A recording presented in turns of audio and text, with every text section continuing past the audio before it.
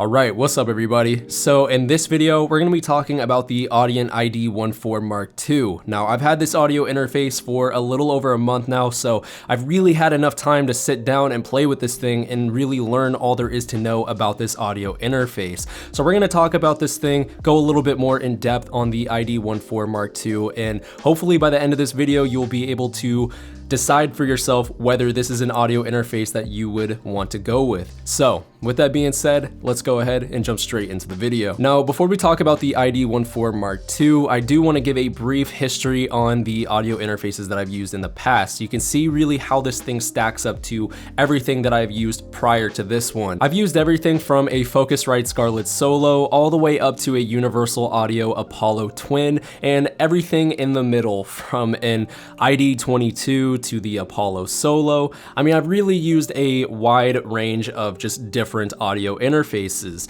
and it's led me to this point where now I'm using the Audient ID14 Mark II. Now, my last audio interface that I used was the Audient ID22, so a $500 interface versus a $300 interface. So why would I have switched from a much more expensive $500 interface that is the ID22 all the way down to a $300 interface, the Audient ID14 Mark II. Now, don't get me wrong, what I'm about to say is totally subjective, and the ID22 could work perfectly for somebody else, whereas the ID14 Mark II could not work at all for the same person. So really, at the end of the day, all of this stuff is subjective. So whatever interface that you go with, it doesn't even have to be an Audient, more than likely is gonna get the job done and you're gonna be totally fine. So just take everything that I say not too seriously. Don't take it to heart. Now, I've already made a video kind of explaining some of the reasons why I went from the ID22 to the ID14 Mark II, but to sum it up, basically the ID14 Mark II can handle just about everything that the ID22 can do,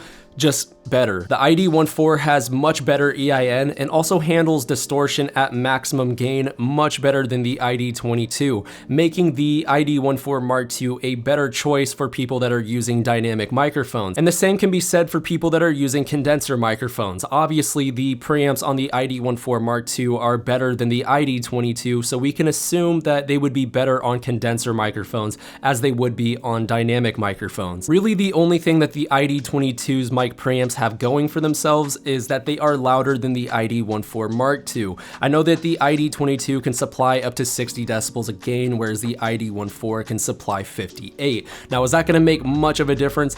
No, not at all. That's why I ended up going with the ID14 Mark II. The preamps are virtually identical in that sense, but just boasting better EIN performance and also better distortion when at maximum gain. However, I know a lot of you guys, like myself, use analog gear and don't even use the preamps that are on the audio interface. So in that situation, does it matter? No, not at all. That's why I said what I'm about to say is going to be very subjective and really probably not going to matter to a lot of you guys. A lot of you guys use external gear anyway, so it's not like you really need the preamps that are on your audio interface. So another reason why I ended up going with the ID14 Mark II over the ID22 is that the ID14 has another set of outputs like the ID22. Now, one of the things that I really loved about the ID22 was the ability to route the audio that I'm working on in my DAW out from the audio interface and into a piece of my analog equipment so that I could use it like I would a plugin in real time.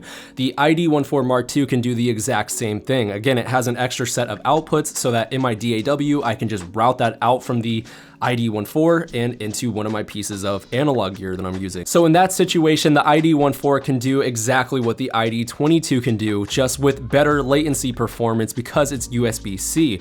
And speaking of USB-C, another reason why I absolutely love the ID14 is that this unit is completely bus powered. So all you need to have is the USB-C cable plugged into the computer and you're gonna get power to the audio interface. You know, I could go on for days about this audio interface. It's just absolutely amazing. The mic preamps are some of the best currently on the market right now, has great output, so whatever headphones you're using, it will be able to supply enough gain to those headphones so that you could fully take advantage of them. For example, I use the HD600s and it has absolutely no problem giving enough signal to those headphones that I could properly mix in my DAW. It works perfectly and just amazing dynamic range on this thing. You know, there's a reason why this audio interface in particular is one of the best currently on the market right now. You know, I would argue that this thing is just as, if not a little bit better than the Apollo because of the value proposition that it offers. You know, for $300, 2 amazing mic preamps, really good headphone outputs on the back, expandability with ADAT, and then on top of all of that, just the form factor. It's bus powered.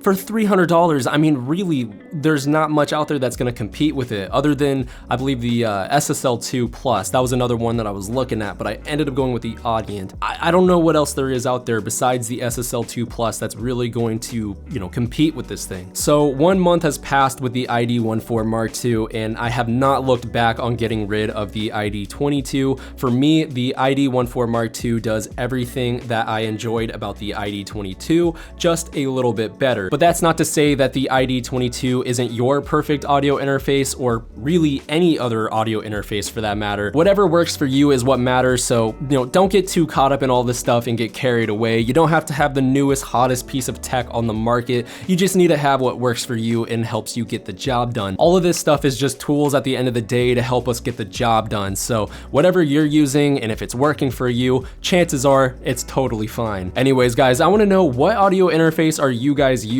What tools are you using to get the job done? What audio interface, what microphone, what preamp, what analog equipment are you incorporating into your vocal chain? I just want to know, what stuff are you using to get your recordings? But I think that about wraps it up. If you haven't already yet, be sure to subscribe and hit the bell icon beside it so that you can stay notified for whenever I drop any of my upcoming videos. With that being said, I will see you all in my next one. Take care, everybody. Peace out.